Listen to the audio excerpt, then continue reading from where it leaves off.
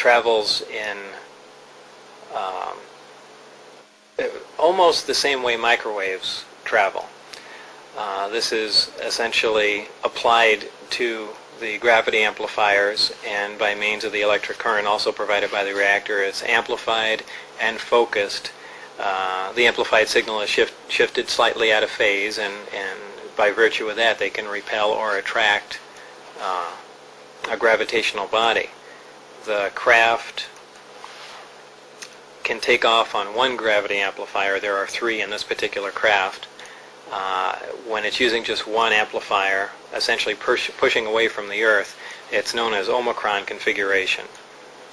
For space travel, the craft will rotate up on its side, face the 3 gravity amplifiers at the target. They'll focus down on a single point some tremendous distance away, and the amplifier and the associated and the associated reactor will be run up to full power, and they essentially pull the fabric of space, distort space and time toward the craft, so they can traverse a tremendous amount of distance in virtually no time at all. They're not traveling in a linear fashion. They're essentially bending space, and space, the fabric of space essentially, and gravity and time are all interlaced.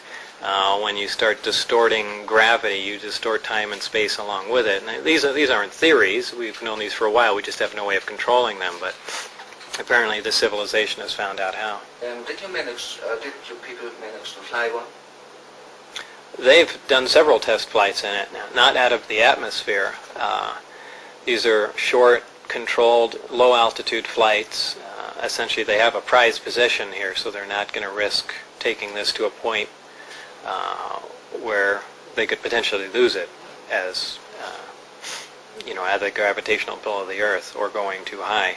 But I witnessed several tests outside the compound, and also one probably about 100 feet away from the craft. How did the craft behave in the flight? Very, very quietly. It lifted off. It made a slight hissing sound, a slight blue glow from the bottom, probably due to the extreme voltage that's present on the craft.